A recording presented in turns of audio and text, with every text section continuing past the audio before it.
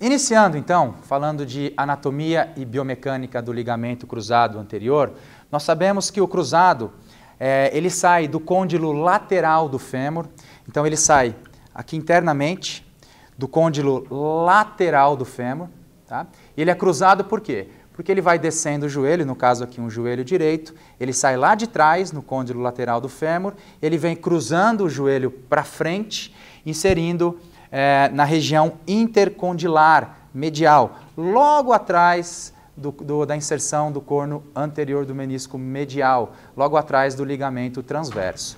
Então, se você parar para analisar, o LCA ele está assim, ele sai de trás do meu côndilo femoral e ele cruza para frente, indo para o anterior de tíbia. Então, os cruzados eles têm essa característica estrábica, né? Eles olham para dentro. Isso vai fazer com que eu tenha uma certa função estabilizadora dele, que nós vamos discutir em detalhe daqui a pouco. Tá? E lembrando que é muito importante, é que o ligamento cruzado anterior, como vocês vão ver agora nesse vídeo, ele é dividido em feixe anteromedial ou banda anteromedial e a banda posterior ou posterolateral. Então são duas bandas que compõem o ligamento cruzado. Essa banda anterior, novamente no vídeo, ela normalmente é mais tensionada, ela é esticada quando você faz o movimento de flexão do joelho. E quando eu faço no momento agora a extensão do joelho ou da perna, você tem uma tensão maior no feixe posterior. Então os dois feixes do LCA, feixe anterior, feixe posterior. Sabemos que o feixe anterior do cruzado, a banda anteromedial, ela tem uma função de evitar mais a translação anterior da tíbia. Então, quando eu faço um teste de Lachman, um teste de gaveta, é óbvio que eu testo o ligamento como um todo. Mas, teoricamente, você estaria testando mais essa banda no plano sagital, que evita a translação anterior. Quando a gente fala em feixe ou banda posterolateral do LCA, essa banda ela tem a função mais de frear os movimentos rotacionais. Então, um pivot shift, o teste de rotação, tende a estressar mais essa porção, essa banda posterior. Ok?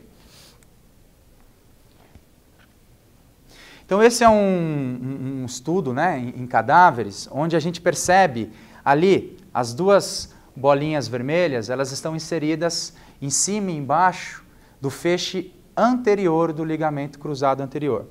E as duas bolinhas azuis, elas estão colocadas no feixe posterior, em cima e embaixo do feixe posterolateral. Tá? Isso num joelho próximo da extensão.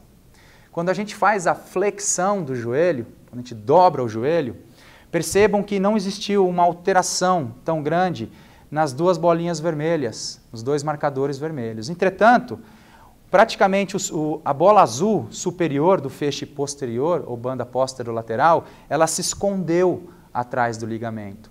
Isso mostra que ao dobrar o joelho, existiu uma torção do feixe posterolateral, então daí que vem essa ideia de que realmente é um estabilizador rotacional do joelho.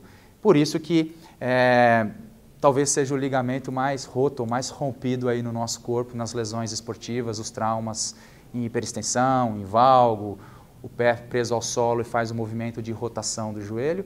E por isso que a gente vai falar daqui a pouco, essa discussão tão grande na literatura de como cirurgicamente reconstruir os dois feixes e não somente um. Aqui, também cedido gentilmente por um colega, Dr. Silvio Sacramento, um outro estudo em cadáveres, né, onde a gente observa também o isolamento aqui do feixe anteromedial e do posterolateral. Aqui com o joelho em extensão, aqui o côndilo femoral, aqui tibial. Então percebam que em extensão praticamente eles estão paralelos. Quando a gente começa a dobrar o joelho a 90 graus, já começa a ter uma mudança na configuração. A 90 graus, um já começa a entrelaçar mais no outro, e com ângulos máximos de flexão, percebam que o feixe posterolateral, ele já anteriorizou. Então ele fez uma torção, como um cabo torcendo no seu eixo, durante o movimento máximo aí, ou próximo do máximo de flexão. Então, mais uma vez, em um estudo interessante, para a gente realmente entender essa função rotacional. Exames de imagem, né? É óbvio que uma radiografia anterior ela é importante até para excluir qualquer outro problema, como fraturas, enfim, fraturas, avulsão de espinha tibial, etc. Mas quando a gente pensa em ressonância nuclear magnética, que é o gold standard aí, o padrão ouro para avaliar, detectar ou confirmar, na verdade, a lesão do cruzado anterior, vale a pena só relembrar que a ressonância, nesse caso aqui, é um corte ponderado em T1. Então, sempre que você observar essa imagem um pouco mais clara, já vá direto aqui, ó. Essa aqui é a gordura de Hoffa. Então, a gente sabe que a gordura normalmente sai branca, sai com hipersinal em T1. Tá? A cortical óssea, como todos os principais tendões e ligamentos, eles saem com hipossinal em T1, então eles saem preto. Tá? E líquido em T1 sai preto. Por isso que essa imagem de ressonância ponderada em T1 é um exame mais para você ver a anatomia. Tá? Daqui a pouco eu falo do corte em T2, ponderado em T2, que aí dá para a gente visualizar melhor lesões. Mas nesse corte em T1, a gente observa aqui, num corte sagital, principalmente aqui, ó, esse é o ligamento cruzado anterior normal. Perceba todas as suas fibras com solução de continuidade, ó. Tá? Ligamento cruzado, aqui dá até levemente para você ver a divisão de fibras, né, de feixes, de bandas, mas aqui o LCA ele está íntegro, não tem problema nenhum com ele. Tá? E aqui no outro caso, no exemplo próximo a mim aqui, a gente percebe no mesmo corte em T1 que existe aqui um pedaço do ligamento, ele está até talvez deitado aqui, ó, e aqui tem uma solução de descontinuidade. Então ele tem uma lesão de cruzado anterior. De novo, apesar de não ser a melhor imagem para esse objetivo, mas já me acende uma luz amarela se o paciente tiver uma instabilidade, falseio, história de trauma e tiver um exame como esse, eu vou olhar com muita atenção no corte ponderado em T2, porque ali vai dar alguma coisa. Já quando a gente observa um corte ponderado em T2, percebam que a imagem ela é mais escura. Em T2, a gordura sai com hipossinal, então ela sai escura, tá? Ela não sai brilhante, ela sai escura, tá? Como você já observa aqui pela gordura de Hoffa, como ela está mais escura. Nesse exame, líquido ele sai branco, sai com hipersinal, tá? Líquido sai branco, hipersinal. Então tudo que eu estou vendo branco aqui, brilhando, é líquido. Então eu já observo nesse caso que além desse derrame retropatelar, esse derrame articular, tem alguns sinais de Hofite, mas que não é bem a ideia aqui hoje. A ideia é mostrar que o ligamento cruzado anterior está íntegro, olha ele aqui. Dá até para ver um pedaço grande do ligamento cruzado posterior, que normalmente é esse cajado mais em pé, mais reto. Então, cruzado anterior íntegro, e é importante você observar até o LCP, se ele tem essa mesma inclinação, essa obliquidade. Porque casos onde existe uma ruptura crônica do LCA, pode ser que o LCP ele fique mais verticalizado. Então isso pode falar a favor realmente de uma positividade na lesão do LCA. Bem como existem algumas lesões parciais do LCA, onde você observa um emaranhado, parece que o LCA ele se junta, ele cicatriza, grudado no LCP, formando o que a gente chama de síndrome do Cyclope, ou Cyclope Syndrome. Tá? Quando a gente vem para essa imagem aqui em T2, observem que além de ter um grande derrame articular, teve uma lesão aqui, até com bone bruise, algumas contusões ósseas, então é um joelho de um trauma, mas você não observa mais as fibras do LCA. Então percebam que tem líquido aqui no meio e em momento algum eu vejo a obliquidade das fibras do LCA. Então aqui é uma lesão confirmada, uma lesão total do LCA. Bom, quando a gente fala em menisco, né, a gente sabe dessa importante função que tanto o menisco lateral tem, como o menisco medial, de essas estruturas de fibrocartilagem, a função que elas têm de aumentar a congruência articular. O menisco ele tem essa característica, muita gente acha que é para absorver impacto, não é bem isso. A função primordial dele é aumentar o contato do planalto tibial, dos platôs, com os côndilos femorais, melhorar a congruência, melhorar a estabilidade articular. Só que é óbvio que, junto com toda essa essa função, ele é muito susceptível a lesões degenerativas e lesões, em alguns casos, traumáticas, né? Então aqui a gente observa um corte onde eu estou vendo por cima o joelho, né? Estou vendo os meniscos por cima, aqui é anterior e aqui é posterior. Então eu observo que o menisco lateral, que é menor, ele é mais ovalado, é mais em formato de O. O menisco medial, ele tem esse formato, além de ser maior, até para poder receber um côndilo femoral que é maior, ele tem um formato de C. E entre eles, anteriormente, eu tenho esse ligamento importante, que é o ligamento transverso. Quando eu observo aqui, chegando próximo da inserção do corno anterior, do menisco medial, eu tenho o ligamento cruzado anterior. Aí vale, para não esquecer mais, a famosa regra do Citroën, né? Então, o menisco medial ou menisco interno, ele tem o formato mais de C. O menisco externo ou lateral tem o formato de O, ele é mais ovalado. Lembrando também que eu tenho vários pequenos ligamentos que fazem uma fixação do menisco na tíbia, que são os ligamentos coronários. E você sabe que o menisco medial, ele é sempre o mais lesado. Por quê? Porque ele é menos móvel. Então, o menisco medial ele é mais fixo à tíbia, tendo menor mobilidade, estando mais susceptível aos traumas torsionais, ele é mais lesado, portanto. Temos, como eu falei, o ligamento transverso anteriormente, e eu tenho aqui o ligamento colateral medial. O ligamento colateral interno, ou colateral medial, é um ligamento espesso, tá, que compõe a face medial do joelho, e ele é dividido em duas fibras. Eu tenho um feixe superficial e um feixe mais profundo, sendo que esse feixe mais profundo ele tem uma relação direta com o menisco medial. Por isso que em alguns casos de torção do joelho, quando você rompe colateral medial, você pode ter também uma lesão de menisco medial. Temos os ligamentos meniscofemorais.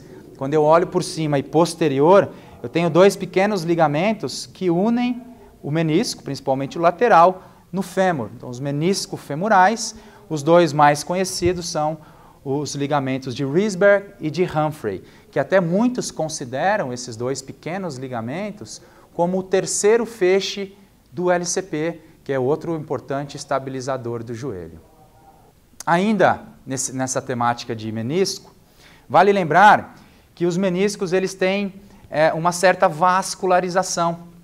E que se eu dividir esse menisco em aqui parte mais interna e aqui uma parte mais externa, a área mais externa dele nós chamamos de zona vermelha-vermelha, que ela é vascularizada.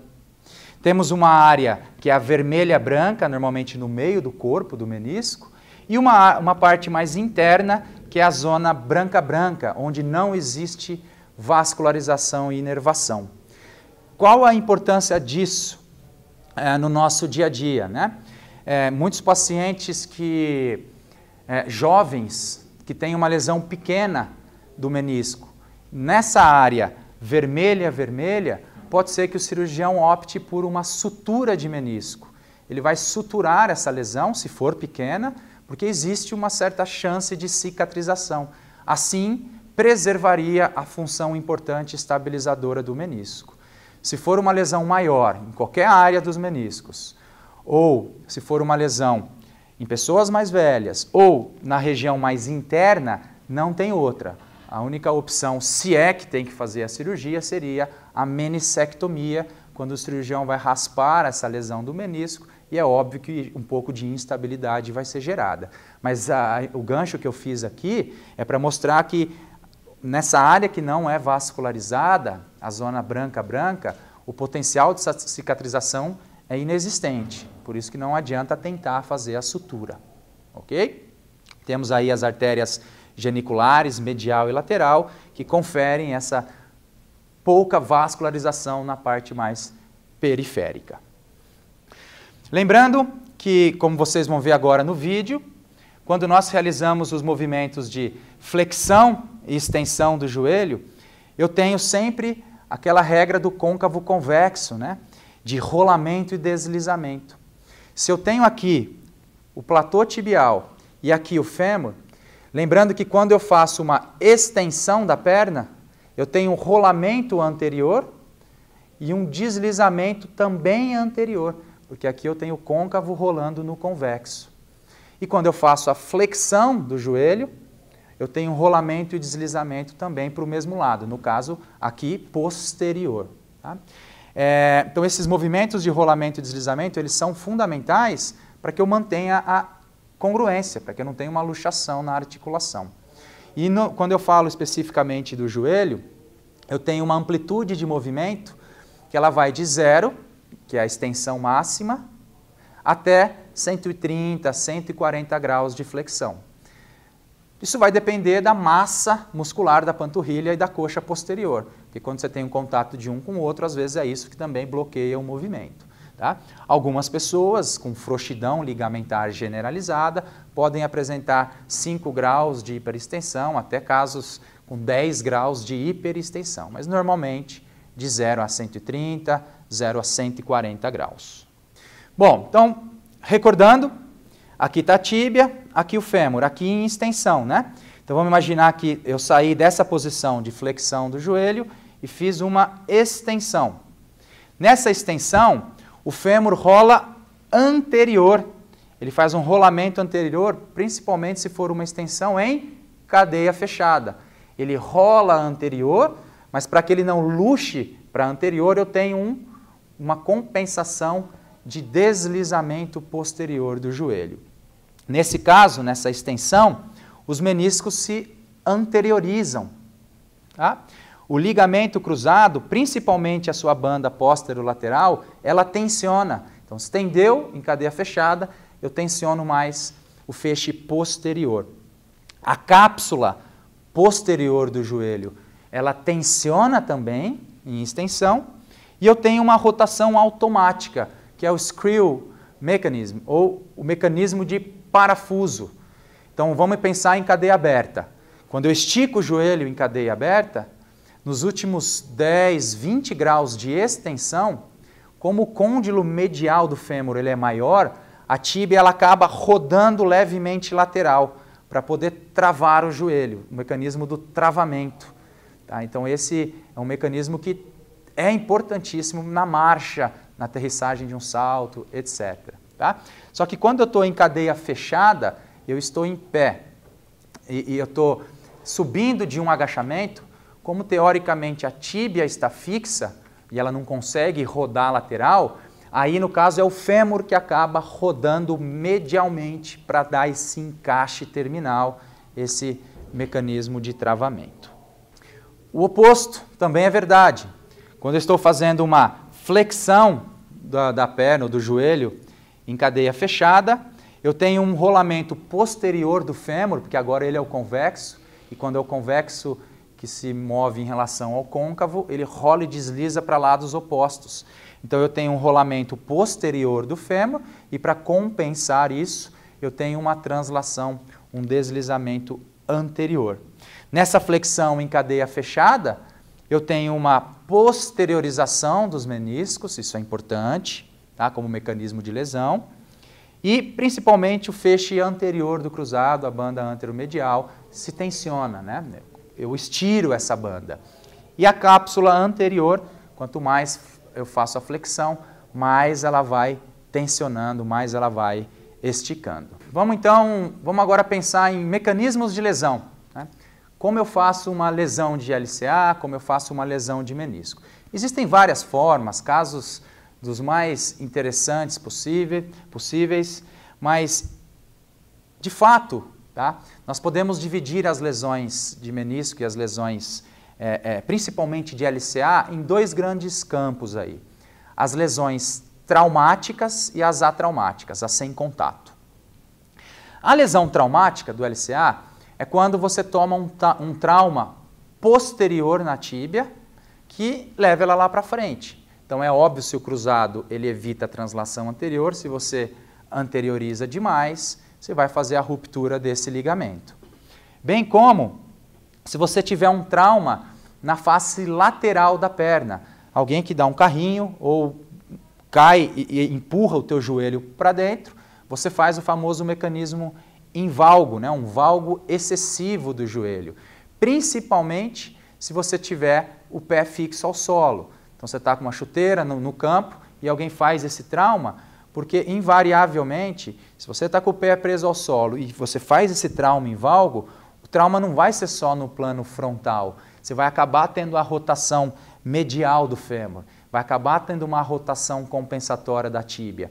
E no plano axial também, você acaba rompendo o cruzado e muitas vezes o menisco vai junto, né? Então é bem comum você pegar um paciente com lesão de cruzado e de menisco associado. Até casos mais graves, tá? que acabam gerando o que nós chamamos de tríade infeliz, que é aquele paciente que fez uma lesão do LCA e que pelo mecanismo de estresse em valgo ele rompeu o colateral medial e ele rompe também o menisco medial. A tríade infeliz, que é óbvio que é um pouco mais trabalhoso para o cirurgião, né? E depois para a gente que reabilita, um pouco mais trabalhoso em termos de cuidados pós-operatórios, anti-inflamatórios, etc. Já o mecanismo de lesão atraumático, né, sem contato, ele ocorre principalmente pela rotação medial do fêmur. Claro que se eu tiver que dividir em gênero aqui, o homem ele tem mais traumática, não que seja só isso, tá? Mas um pouco mais traumática, e a mulher ela tem uma predisposição maior à lesão atraumática do LCA. É aquela pessoa que torceu o joelho fazendo uma atividade, principalmente atividades que tem pivô, que tem rotação. Ela vai rodar a roda em cima do joelho, ela já tem uma frouxidão ligamentar generalizada, ou ela já tem um déficit proprioceptivo, um déficit de controle motor, algo do gênero, que aí leva à ruptura do LCA, lesão atraumática, tá? Bem como a hiperextensão forçada. Na verdade, essa hiperextensão ela é bem controversa. Por quê? Porque até poderia ser um trauma, né? Alguém que toma uma baiana no jiu-jitsu, ou alguém que toma uma entrada de frente no futebol americano, rugby, enfim, que gera uma hiperextensão do joelho. Então essa hiperextensão pode ser por trauma ou simplesmente pisou num buraco, pisou de mau jeito e hiperestendeu. Esse é um mecanismo de lesão do LCA. O LCP, tá? Ainda bem que ele tem o dobro de força do LCA. Tá? Esse mecanismo de hiperextensão, teoricamente, você acaba pegando primeiro o LCP. Só que como o LCP tem o dobro de força, e a gente não encontra tanto no dia a dia o LCP, porque ele é muito forte, é mais difícil romper, para romper o LCP tem que ser um trauma de altíssima energia, um acidente de moto, de trânsito ou um trauma de alta energia. Quando você hiperestende o joelho, o LCP começa a estirar primeiro. Só que como ele é muito forte, ele vai suportando a carga, ele vai suportando. Daqui a pouco ele está suportando, começa a pegar o LCA também. E aí o LCA começa a sofrer, os dois sofrendo, pum, rompe primeiro o LCA. Mesmo sendo um mecanismo um pouco mais clássico para o LCP, porque ele não tem a mesma força têncil do LCP. Ok? Então, eu acho que assim a gente consegue entender de uma forma geral, antes de ver alguns vídeos, né? Agora, dá para entender esse mecanismo e por que isso aqui ocorre tantas vezes, né, num esporte, nas atividades do cotidiano, por que esse ligamento é tão rompido no dia a dia, tão lesionado no dia a dia esportivo ou nas atividades de vida diária. Bom, aqui um vídeo para vocês observarem uma lesão esportiva aguda do LCA. Observem que o atleta, ao enterrar, ele cai e faz uma torção de joelho. Ele faz uma entorse de joelho, uma entorse ligamentar e faz a ruptura do LCA. O que eu queria que vocês percebessem é que no momento da queda, quando ele apoia o pé no chão, o tronco está totalmente inclinado. E essa inclinação do tronco faz um vetor em valgo do joelho. E é isso que fez essa rotação e, consequentemente, a ruptura ligamentar. Então, nós vamos abordar aqui, mais na frente, a influência da pelve, a influência do quadril e, principalmente aqui no caso, a influência do tronco na lesão do LCA. Esse padrão de inclinação de tronco é um dos fatores predisponentes à lesão ligamentar.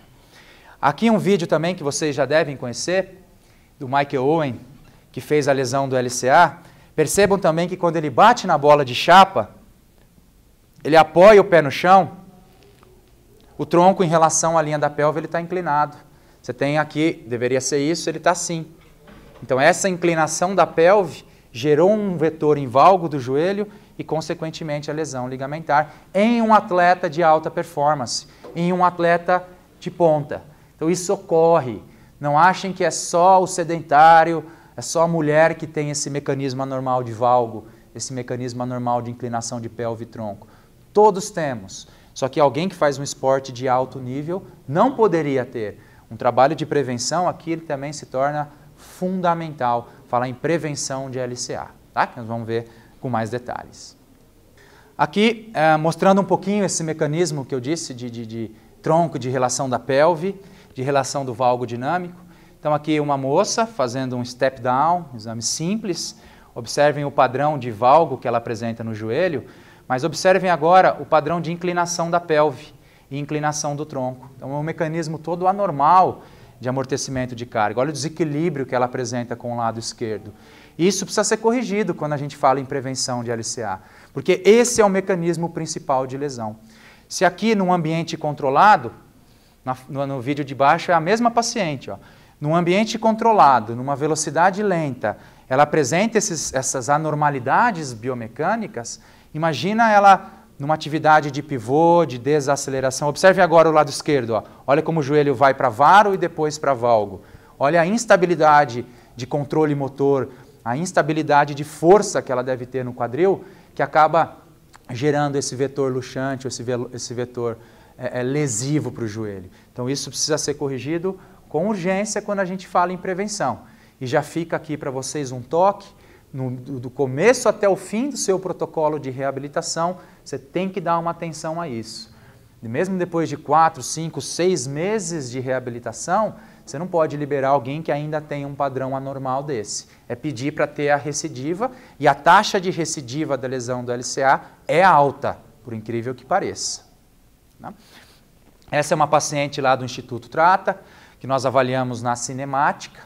Observem também que ela tem um padrão clássico de valgo do joelho, inclinação de tronco. Não dá para liberar alguém assim para voltar à atividade física, não em alta intensidade como ela fazia previamente. Então são muitos detalhes, por isso que é um curso longo, com muito material, com muita discussão, muita prática, porque são muitos detalhes que podem fazer a diferença do sucesso de um tratamento para o insucesso, para a recidiva, para outros problemas associados. Esse é um vídeo de um corredor, por exemplo, e a gente observa ele fazendo a desaceleração. Observem quando ele desacelera, como o joelho entra, padrão terrível de movimento. Valgo do joelho, queda da pelve, inclinação de tronco. Aqui embaixo, vamos rodar esse vídeo. Aqui embaixo é o mesmo paciente, que aí você também observa esse padrão anormal de movimento. Ele vai correndo, e no momento da desaceleração, olha o padrão de fêmur, olha o padrão de joelho. Em relação à força de reação do solo, totalmente cruzado medial, totalmente em valgo, rotação do fêmur, queda da pelve, padrão horrível de movimento. E eu preciso treiná-lo, independente como prevenção ou pré-lesão, né? Ou se é durante a reabilitação, para que esse paciente ele tenha esse padrão de movimento, esse padrão de estabilidade. Observem como ele tem um bom controle do joelho, utilizando bastante a estratégia do quadril, muito tronco para frente, para aumentar a alavanca do glúteo, evitando esse joelho cruzando no plano frontal. Então são detalhes importantes e a gente vai ter bastante tempo aí para discutir. Existem algumas estruturas, tá, posteriores e laterais, isso é um joelho direito, uma vista posterior, estou olhando por trás do joelho direito. Existem uma série de estruturas nobres atrás e lateralmente no joelho que nós chamamos de canto posterolateral. Esse canto posterolateral que nada tem a ver com o complexo posterolateral do quadril, aqui é o canto passivo, né, o canto posterolateral, ele é composto pelo ligamento colateral lateral ou colateral fibular. Então, o LCL, tá, que confere essa estabilidade lateral. Tá? Nós temos aqui o músculo poplíteo, que ele vai dar inserção, ó, a esse tendão importante, que é o tendão do poplíteo, que cruza por baixo do LCL e vai inserir aqui em cima, no epicôndilo lateral do fêmur. Essas duas estruturas, elas evitam que o joelho faça o varo, o bocejo, o duplo varo que nós chamamos. Tá? E também elas têm uma importante função rotacional, evitar a rotação excessiva. Aquelas pessoas que têm a fabela, aquele ossinho sesamoide posterior no joelho, também tem o ligamento fabelo-fibular. Tá? E o ligamento arqueado, que ele sai da cabeça da fíbula e se insere aqui na cápsula posterior do joelho. Então esse conjunto, esse emaranhado de estruturas conferem essa estabilidade para o joelho. Por que eu estou falando delas aqui? Normalmente o canto posterolateral, essas estruturas se rompem e o diagnóstico é dificílimo, tanto clinicamente falando como por imagem, porque a lesão dessas estruturas, normalmente elas vêm acompanhado de luxação ou subluxação de joelho, que é a lesão clássica do LCP. Mas eu já vi vários casos, não foram poucos, de pacientes que fizeram a lesão do LCA e também fizeram a lesão do canto posterolateral.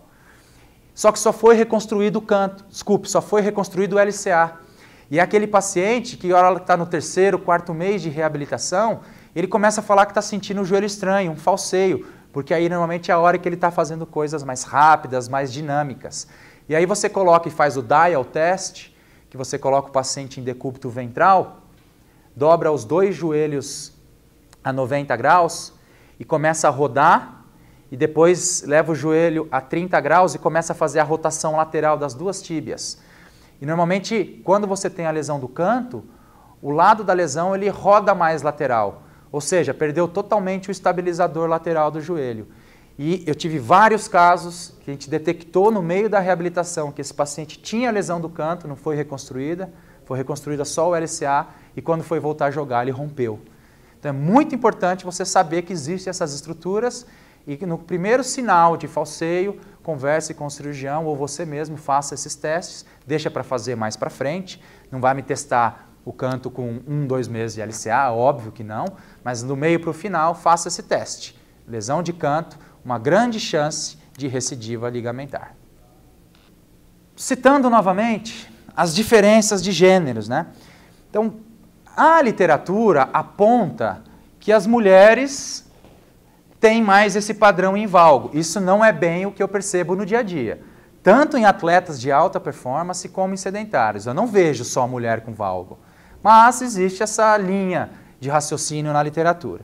Que a mulher ela tem mais lesão atraumática, porque ela tem mais esse atraso de ativação de glúteo, que ela tem mais o valgo, que ela tem a pelve mais larga, então o joelho já tem esse vetor maior, que ela tem mais frouxidão ligamentar, ou outras teorias de parte hormonal, etc.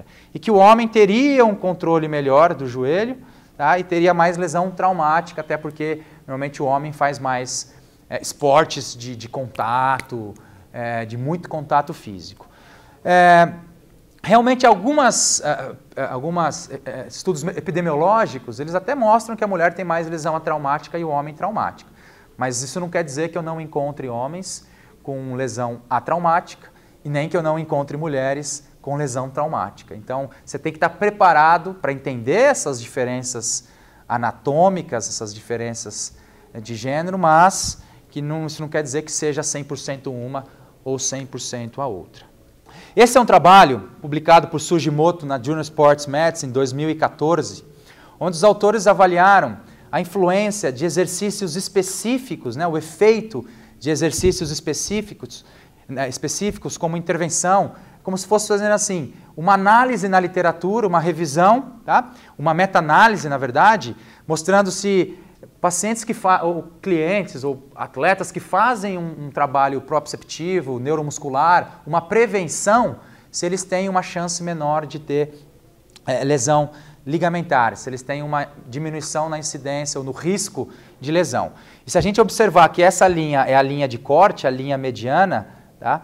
Você tem alguns trabalhos que estão para cá dessa linha, tá? Que tiveram, mostrando que os grupos que fizeram esse treinamento de prevenção, sensório-motor, que eles não tiveram diferença em relação ao controle, mas a grande maioria dos trabalhos, elas estão para cá, ó, mostrando que se elas estão para lá, o resultado desses trabalhos foram favoráveis ao grupo de treinamento. Então, um treinamento prévio pode sim prevenir lesão, prevenir as lesões ligamentares, segundo essa meta-análise.